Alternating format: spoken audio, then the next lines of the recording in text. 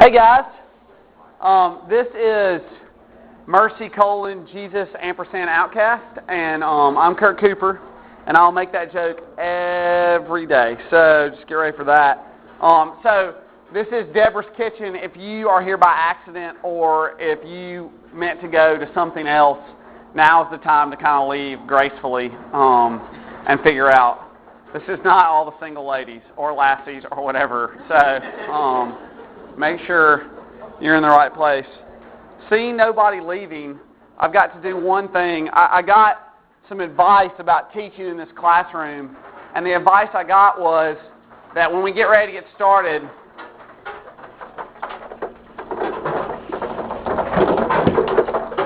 to kill that thing, because apparently it makes a lot of noise, as you can hear.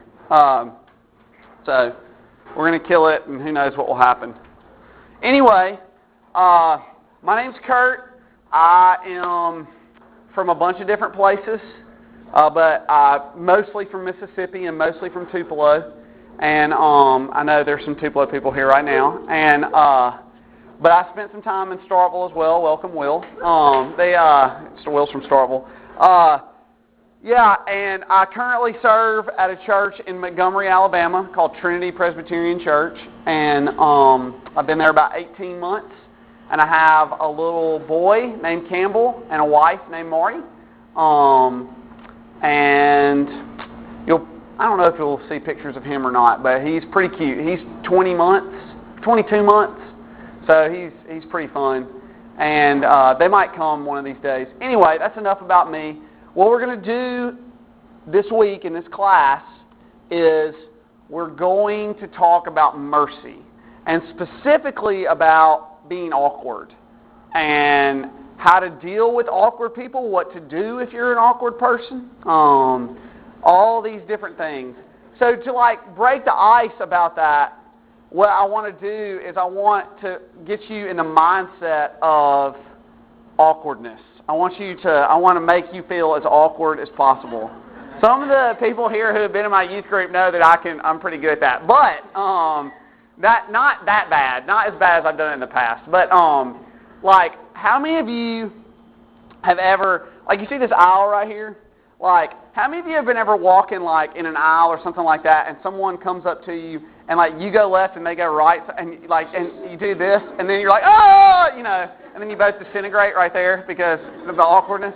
You can't get, maybe that is the level of awkwardness that you are comfortable talking about. Or how many of the guys in here have ever done this? How many of you have ever gone to give someone a fist bump and they were going for the grown man handshake, and then they switched and you switched, and it got this awkward part where you just docked it and y'all just did this? Or this happens a lot, ladies, with the handshakes, is sometimes if I go to give this guy a handshake, I'll cut him off like that. Now you feel like the daintiest little boy right now, don't you? Yeah. If you don't get web to web, you got to get in there, guys. You get that web to the web real fast, because if they cut you off and you're trying to do this, you're like, and you feel awkward. You'd be like, I can do a better handshake than that. Don't judge me on that. How many of you? Let's see. How many of you have ever? How many of you ladies? Don't raise your hand, but how many of you have ever been asked to a party or a dance by someone that you didn't want to go with, and you really were trying to find the nicest way possible to say that even though you're made in God's image, you're not good enough for me. How many of you have ever been asked? Someone's asked you for money, and you had money, but you didn't want to give it to them, and so you told them that you didn't have any money, when really what you were saying was, I just don't believe that you'll do good things with it, so I'm not going to give you the money. Or how many of you have ever been accosted by a vagabond or a vagrant or a homeless person, and they just need bus fare or something? How many of you? Let's say, I'm just thinking about all the different times in my life, in the last maybe month, where there were awkward situations. No one's asked me to a dance, but they would get more than they bargained for. I'm very good on the dance floor, ladies. I'm really not, but my wife is. So, and she's working with me. No, we've all been in really awkward situations. We've all been in situations, whether they're kind of funny awkward or whether they're kind of like heartbreakingly awkward. We've all been in these situations where we just want to like get away from the situation. I'm going to tell you awkward situation.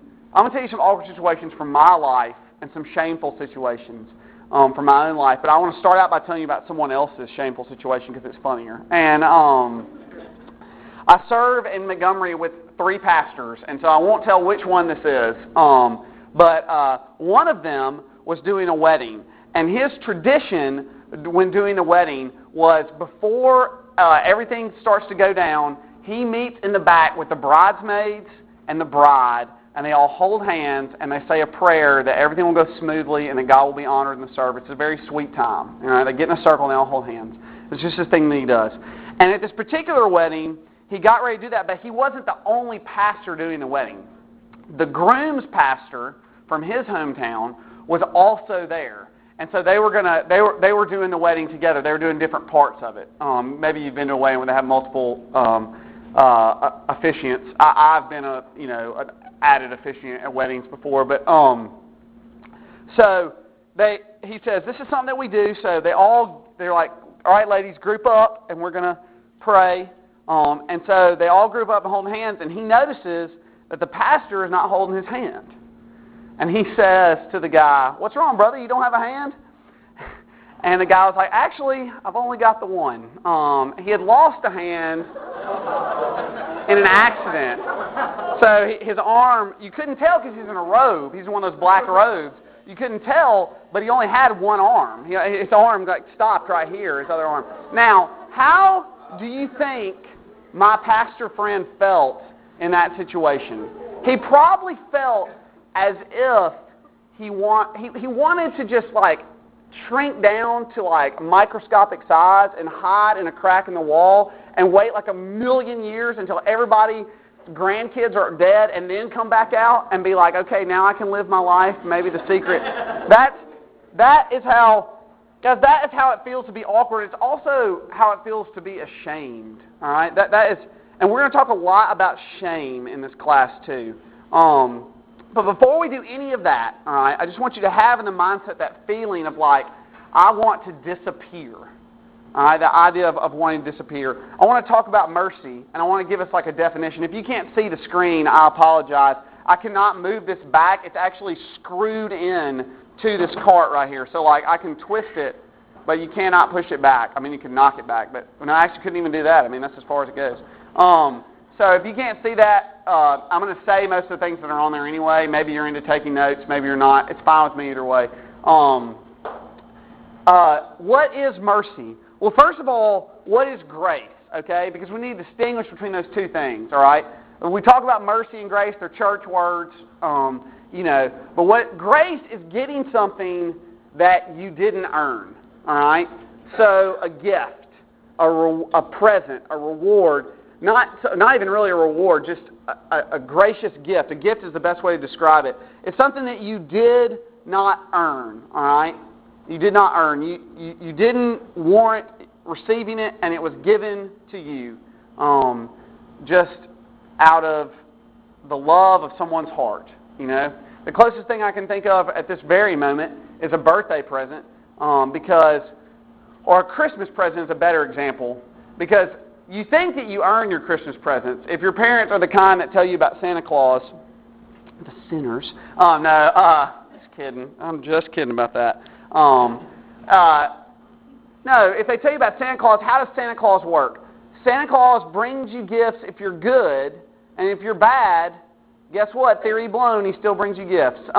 Because I was bad and I still got them.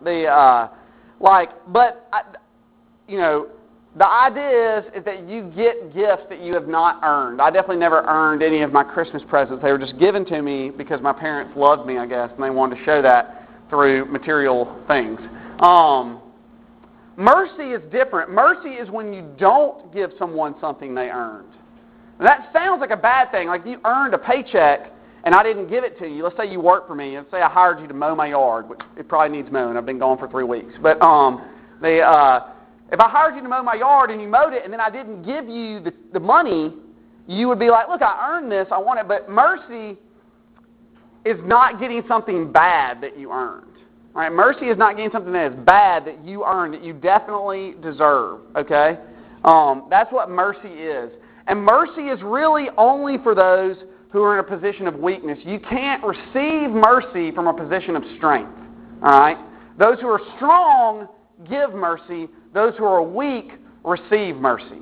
All right? It never works the other way. Someone who is weak is never merciful to someone who is strong. Because in order to receive mercy, you have to be in a position of weakness because you have to be owed something that you do not want. All right? And you have no control over. So that is what we're going to be talking about this week. We're going to look at the Gospel of John, look at 3 passages in the Gospel of John, and in all 3 of those passages, we're going to see that Jesus deals with someone who is a little bit awkward or a little bit of an outcast or a lot bit of an outcast or a lot bit awkward, and how he deals with them and how he is merciful to them. And hopefully we can learn some things about how we can be merciful, and also maybe we grow in appreciation for how merciful Jesus is to us as well. So all those things, that's our goal for this week. And so if you have your Bibles, turn to John chapter 4, and we are going to read a very, very important passage. They're all important, but, I think one of the more interesting passages in the Gospel of John, one of the more humorous passages in the Gospel of John, too, for some of the things that are said. And we'll get to that in a second. You'll probably hear me chuckle a little bit. But John chapter 4, the Gospel of John is located at the beginning of the New Testament, right after Matthew and Mark. So here we go. Let's read this together. I've got it up here in super tiny font in case you are really, really awesome at reading or seeing or whatever. But here we go. This is God's holy, inerrant word. We're going to read the first 30 verses, and then we'll pray. Now, when Jesus learned that the Pharisees had heard that Jesus was making and baptizing more disciples than John, although Jesus himself did not baptize, but only his disciples, he left Judea and departed for Galilee, and he had to pass through Samaria. He had to pass through Samaria. So he came to a town of Samaria called Sychar, near the field that Jacob had given to his son Joseph. Jacob's well was there, so Jesus, wearied as he was from his journey, was sitting beside the well. It was about the 6th hour. There came a woman of Samaria to drink water, and Jesus said to her, "Give me a drink."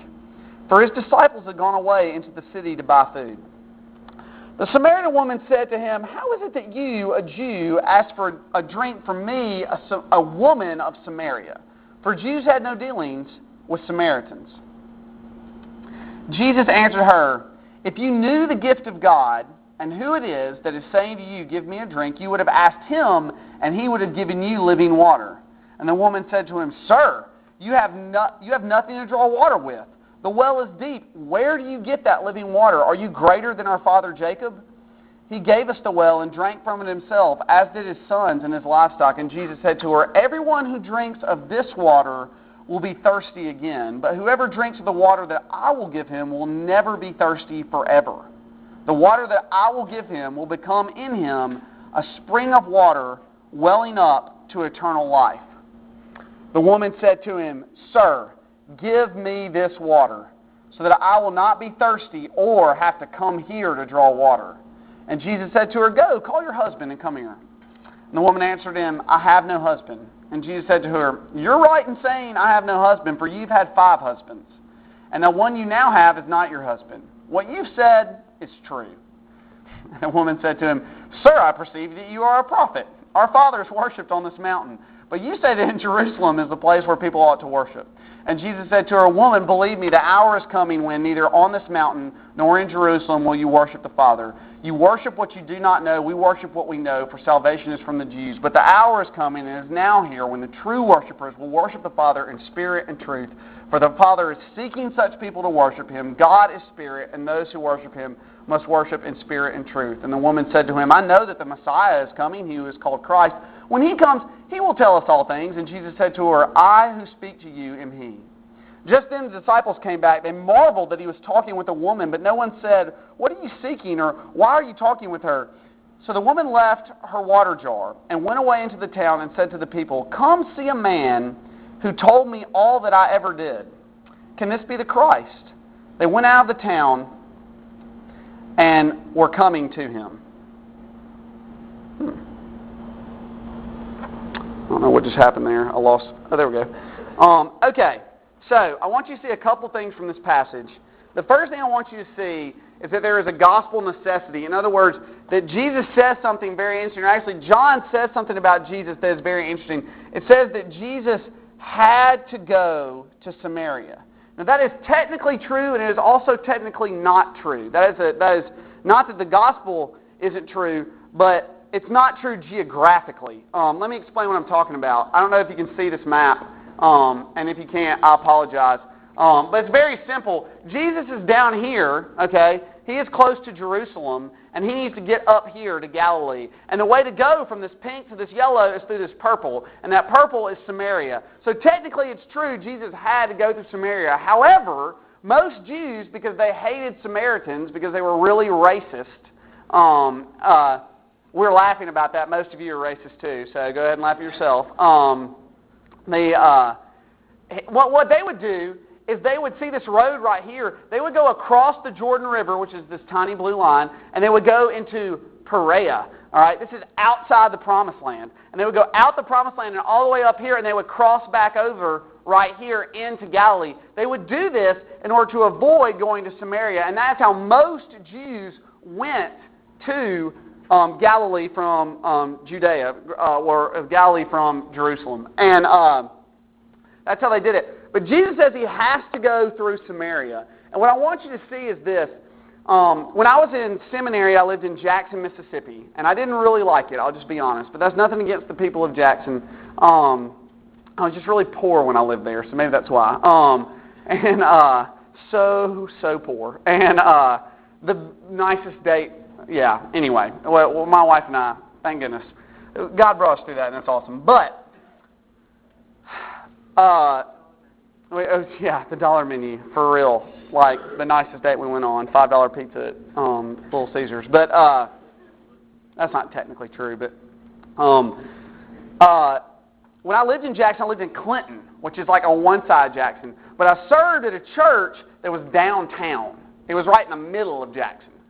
So there was no real good way to get there. Okay. Well, there was one really quick way, but the problem was is it took you directly through the worst part of Jackson, like the part of Jackson that none of your mothers would let you go into, okay? It's like streets called Fortification and Woodrow Wilson, and that sounds cool, but it was really, like, they would say it's a bad part of town or whatever. But because I was poor and couldn't afford the gas to drive all the way around, I would just drive straight through. It wasn't because I was holier than anyone else or braver or anything. And it's real. I was just fine. You know, some people did get carjacked, but I never did. So did you say knock on wood? Yeah. Okay. Yeah. Well, that helped. That helped. So anyway. People would drive way out of their way in Jackson to avoid this particular area. They would drive way out of their way. They would drive 20 miles to get 10 in order to not go through this certain part of Jackson. And if you ever lived there, you know that this is true. And what I want to point out to you is this, is that's just very much like Samaria in the first century in Israel. And I want you to point out this, that Jesus said that he had to go there. That Jesus felt a compulsion, had a compulsion, needed to take the gospel to places that other people would rather avoid. All right? Now that has a ton of implication for us. I'm not asking you to go out and to do mercy ministry in the worst parts of your hometown. Yet. But I am going to say this. This is applicable even in your youth group. That Jesus looked around and he said, these are people who everyone else doesn't want anything to do with. These are the people that I'm going after. All right? You just look in your youth group for a second. You know, not audibly, but in your mind, look in your youth group. Are there people there who other people would rather avoid or ignore? Jesus says, I've got to go there. It's imperative upon me that I go to this place that other people would rather avoid. All right? It's imperative that I go to these people that everyone would rather ignore. That is very interesting. That is the beginning of what we understand mercy to be, is to go to someone who is in a position of weakness and a position of shame. And the Samaritans were certainly qualified. So that's the first thing I want you to see. It's just that Jesus had to go there. The second thing I want you to see is that this conversation that Jesus has is kind of scandalous. All right? Now, it's scandalous because Jesus is a man, and this Samaritan is a woman. And not only that, but Jesus is a Jew, and she's a Samaritan. And not only that, but he is a rabbi, and she is a woman, and she's not his wife, and they're talking by themselves. Now, all of this is just like scandal makers, like TMZ would be all over this. If they were first century TMZ, would be all over this. All right, this is a big deal. And you might think, well, he's just talking to her, but you're just from a different culture where it's okay for you to put your arm around your wife while you worship. All right, that you probably see people do that. In like Semitic cultures, even today, they would say that you were lusting if you put your arm around your wife during church. All right. We had this pastor from Pakistan come to our church just recently, and he said, "I see some of you," and he grabbed this man's hands, like holding your wife's hand in worship. And my people would say, "What, are you about to fall down?" All the men sit on one side, all the women sit on another side. Even in Christian churches there. That's how they do things. It's their culture. All right? And that's fine. There's nothing wrong with that, or really, there's nothing unbiblical about that. But it's very scandalous for Jesus to talk to this woman. It's very scandalous. And Jesus puts himself at personal risk. When the disciples get back, I want you to notice something. The disciples are shocked. They said, what does it say? When his disciples came back, verse 27, they marveled, or they were shocked, or they were amazed that he was talking with a woman. And even the woman says, "How is it that you, a Jew," this is in verse 9, "ask for a drink from me, a woman of Samaria?" So clearly everyone understands, even Jesus understands, that this is not like the norm. Jesus had every right and would have been approved in ignoring this woman, not even dignifying her as existing, not to look at her, not to say anything to her. Not only would that have been acceptable for him, it would have been approved by fellow Jews. Oh, that is a Samaritan dog. And not only that, but an adulterous Samaritan dog. There's no reason for you to deal with such human garbage. You are perfectly good to just ignore her. And I want you to notice what Jesus does. Jesus engages her. And not only does he engage her, but he puts her in a position of power. And this is where we start to see how mercy really works. Because what Jesus does is he dignifies this woman beyond what she deserves. All right? He dignifies this woman. He talks to her. And not only does he talk to her, but he asks her to give him something. He asks her to give him something. I realize I just spit right there. That's kind of gross. Now I want you to hear that. Jesus, who needs nothing. Does Jesus need water? Jesus stood on water. Okay? Jesus told the storm to chill out. And the storm was like, okay. The storm listened to him. Okay? Jesus can do anything that he wants to do. All right? And he asked her, does he need her to give him a drink? No. What he is doing is merciful in and of itself because he is putting her in a position of power. He's putting her in a position, he's empowering her and dignifying her. He's asking her for something. A lot of white people, I know not everyone here is white, but a lot of white people try to do mercy ministry with other cultures, with Asians, with Africans, with wherever it is, with Indians, it doesn't matter. A lot of white people try to do mercy ministry, and then what they really do is they come in and say, "Let me show you how to be white."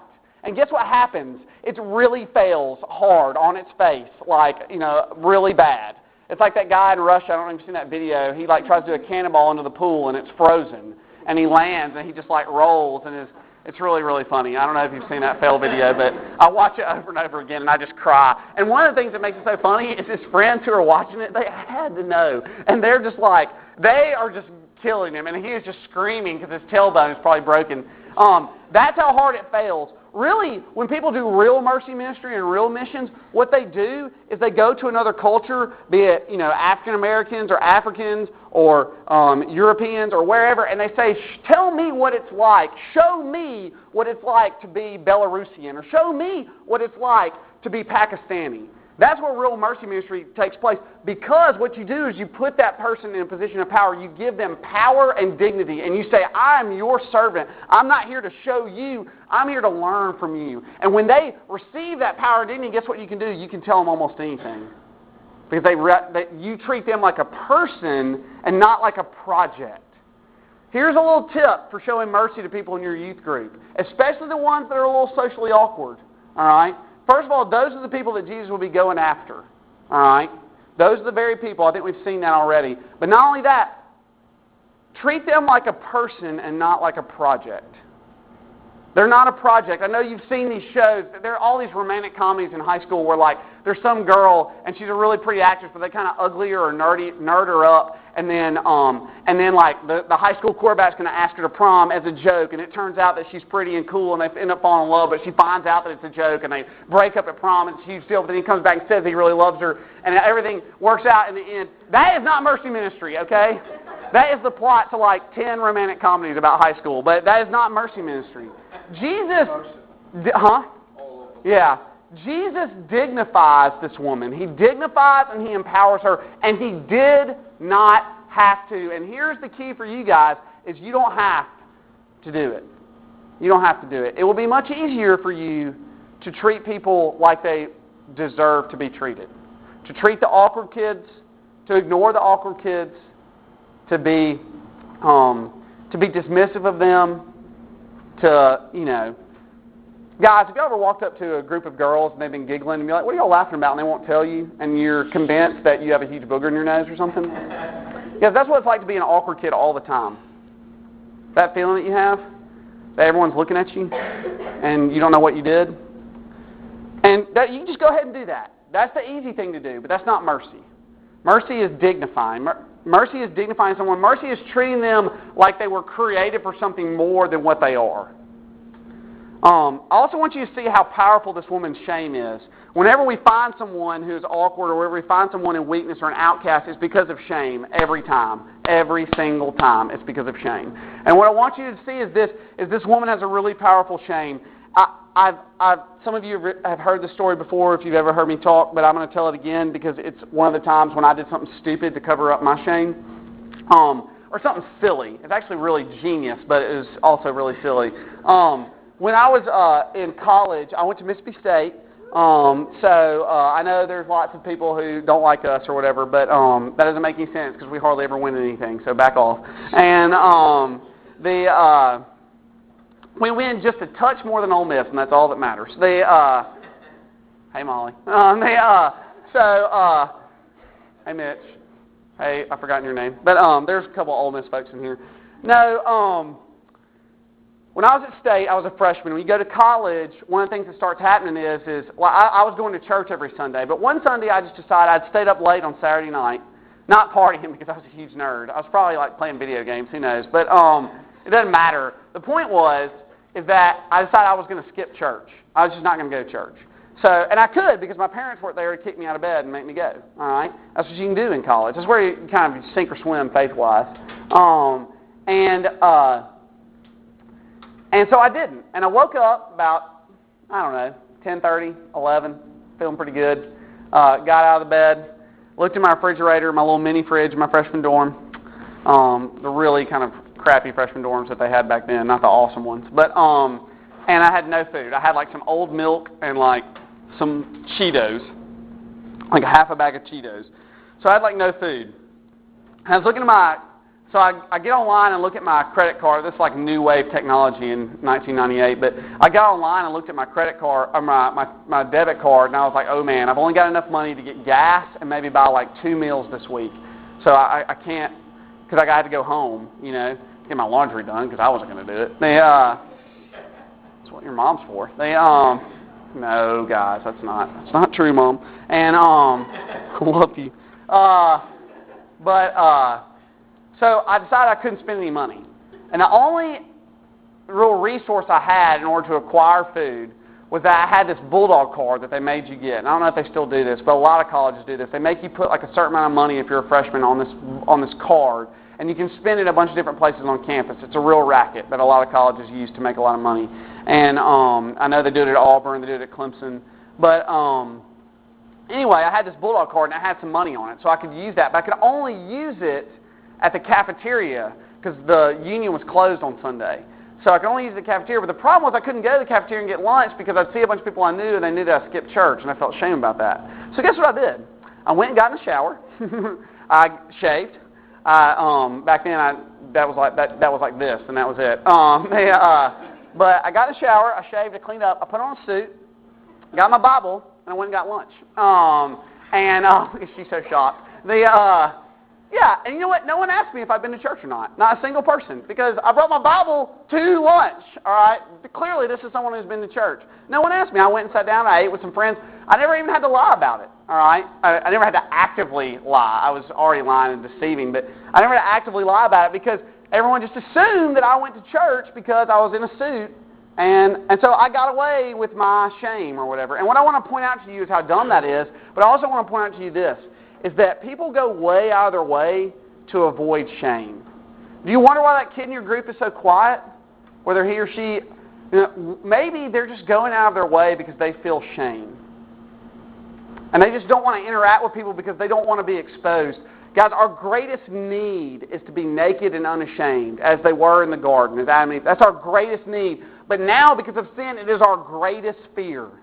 Has anyone ever had a nightmare that I won't call it a nightmare, but a bad dream where you imagine that you're naked and everyone else is clothed, and you're just like, I have this dream about state probably 3 times a year. I'll be on the drill field at Mississippi State, which is a big open area, and everyone, you can imagine the Grove, whatever you want to imagine, but like, everyone is clothed and I'm not. And I'm just like, like flying through, I'm trying to find some place to hide because it's a recurring dream that I have. And a lot of people have it as they get older. People have this dream. And, it's a nightmare for us.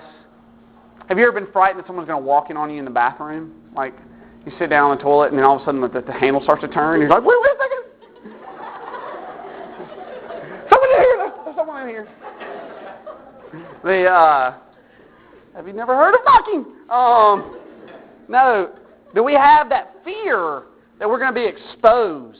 And not just physically naked, but that's one thing. Physical nakedness is one thing, but also like emotionally naked. You ever this is what happens when boys start to like girls and girls like boys, and you find out you don't want anyone to know who you really like. You definitely don't want them to know, because what if they don't like you back? You're just emotionally naked in front of them. You're just like, oh, I think you're cool, but you don't think I'm cool. That is our biggest fear in life. It's our greatest need is to be emotionally, physically, spiritually, just to be naked, to not have any fig leaves to cover over ourselves and all the wreck that we've made of ourselves. We need that. We need it more than anything, but it's also the thing that we're scared of the most. And this woman is extremely scared. This woman is extremely scared of being exposed for who she is. She knows who she is, just like you know that you're messed up, and she's scared of that. That's why she's here at noon getting water. They tell us what time. If we assume that sunrise is at 6 a.m., it says it was about the 6th hour, all right? So it's somewhere between 11 and 1 o'clock, I'm going to guess, all right, depending upon when the sun came up. And she is getting water, and she's the only one there with Jesus. Now, they needed water. Why was she the only one? Because everyone would go and get water in the morning or in the evening, because it was cool back then, all right? It was cool at those times. It was less hot. Jerusalem, Israel at this time, every time, is a really hot place, all right? It can be a very barren place. And these people, they needed water. And so it's just like I water my lawn at 6 in the morning or at 6 at night. I never water it in the middle of the day because you lose a lot of water because of evaporation. I never go out there and mow my yard at noon. I mow it at 8 a.m., which is the earliest I can mow it in my town, or I mow it at 7 at night when it's getting cool, because it's blistering hot in Montgomery, Alabama, and so that's what we do. She's here when no one else is here. Why? She comes and gets water when no one else gets water because she has a really, really powerful shame. She knows who she is. She doesn't want to see glances at her, those judgmental glances at her. She's tired of people reminding her of how messed up she is. And maybe you feel that way, all right? Maybe you feel like this is a person that is primed to receive mercy. Okay? Someone who has a powerful shame, who feels a weakness, who's having to go out of their way to avoid reminders of the mess that they made of their life. This is someone who is primed to receive mercy. All right? So there's a powerful shame. I also want you to see the power of grace. I want you to see when Jesus shows grace and mercy to her, it pierces through the surface. Okay, you can't even hide it. She tries to not receive it. She tries to put up a shield. Many of you are very good at this. All right? You will talk about the weather or about sports or about Instagram or about whatever. You know, you'll gossip. But if someone wants to have a real personal conversation with you, you will put up a shield. Notice what happens. Jesus calls her out. He says, I know exactly what you're like. You were naked before me. I know everything about you. Go call your husband and come here. And she says, I have no husband. And he says, you're right in saying I have no husband, for you have had 5 husbands, and the one you now have is not your husband. What you have said is true. And how does she respond? Sir, I perceive that you are a prophet. That makes me laugh every single time. All right? Because I'm a pastor, and eventually every time I get on a plane, I was on 4 different planes in June, and every time I sat by someone, window seat, what's up? And every time I was sitting by someone, and every time they would ask me what I did. All 4 times they asked me what I did. And every time I dropped the pastor bomb on them. Well, I'm a pastor. And every time, immediately, the theological shield goes up. Well, I know a verse, John 3:16, or, like, oh, I go to church, or my aunt was a minister, or I don't know, like, they just throw things out there to try to, like, and what they're doing is what they're really scared of, and they should be scared of, is that they would have a real personal interaction with Jesus Christ. And this woman doesn't want to have a personal interaction. It got too personal for her too quick with Jesus. He called her out in a gentle and a loving way. First, he empowered her. First, he dignified her. And then, because he did that, he was able to say something hard to her. And that's a good lesson, is that if you do those things, then you can say hard things. You don't lead with the hard things and then dignify them and empower them. But he gets personal with her, and what happens? She immediately puts up the field. Oh, I perceive that you are a prophet. Let's talk about which mountain we should worship on. And Jesus is like, sure, I'll answer those questions. But let's talk about real deal stuff real quick. Your life is a wreck, and I can give you eternal life. I can give you a life where you'll never be thirsty again. I can take your shame away. Jesus blows through her little wall. And I just tell you this, if you haven't had a personal interaction with Jesus Christ where he has blown through all your defenses, that's more important than finding out about how to treat the awkward kid in your youth group. All right? You need to understand that. You need to understand that before Jesus, we are all the woman at the well. All right? And that he blows through all the little defenses and little things that you've set up. Are you a hipster? Are you cooler than cool? Are you someone who's into stuff that other people aren't into? That's just a new way. Those are just fig leaves, okay? They're fig leaves just like Nike shorts and, polo shirts are fig leaves, all right? Everything that you do to try to set yourself apart or to present to the world who you are, all of that is just fig leaves. And Jesus will blow through. I've read some of your profiles on Twitter and Instagram, okay? That's not who you really are. You only put your milestones up there. You never put your meltdowns, all right? I've seen your Facebooks, all right? They're all good things. If you looked at my Instagram, you know what you think? That my kid always smiled. It's not true, all right? Jesus blows through that facade that you want to put up and say, this is who I really am. He says, I know what you're really like, not who you tell people you are. And he destroys this lady. He destroys her, all right? He destroys all of that idea that she's going to engage him on mountain worship or whatever. And he says, let's talk about what's real and what's now, and that is mercy to her, all right? He has dignified her and respected her. He's treated her better than she deserves, and because of that, he's able to say something really hard to her, and look how she responds, okay? Please look at verse 29. Verse 28. So the woman left her water jar. So this big thing that she carried to get water, she just leaves it there, and she goes back into the town to the people that she is trying to actively avoid. All right. The reason these are the people she doesn't want to be with. And what does she say? Come and see a man who told me everything that I ever did. This is the town whore. Okay.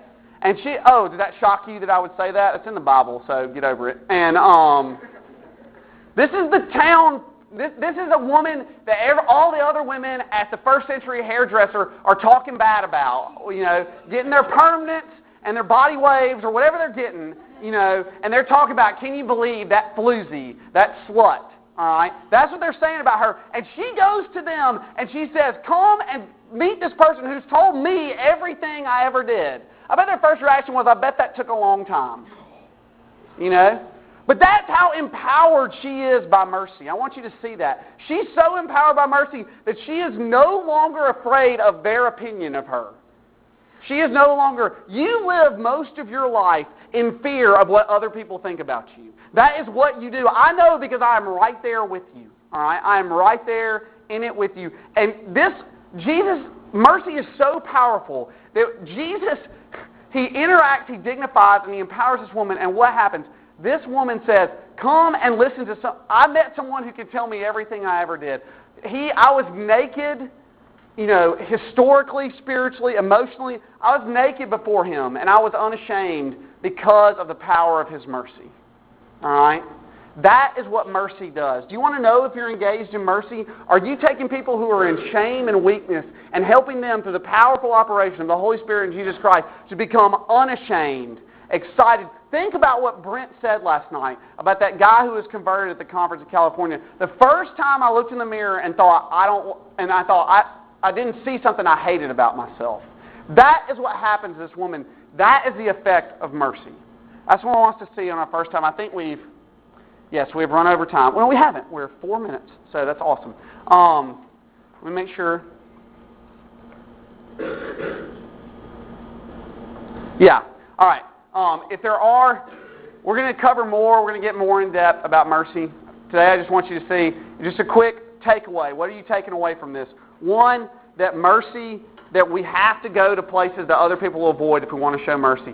Two, that we're dealing with people in their shame and their weakness. So the first thing that we want to do is we want to empower them and dignify them. We want to treat them. You want to be merciful to someone. You want to treat them not how they deserve, but how they were made to be. Treat them like the person they were made to be.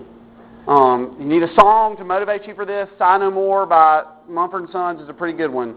Love It Will Not. I can't remember how it goes, but it's perfect. So read that song. Look at the lyrics of that song. And lastly, that our shame is very powerful, but Jesus' mercy is more powerful than our shame. Those are our takeaways for today. Rob Thacker, will you pray for us, and then we'll get out of here. Father, we thank you for your grace and your mercy that you've shown to us through your Son, Jesus Christ.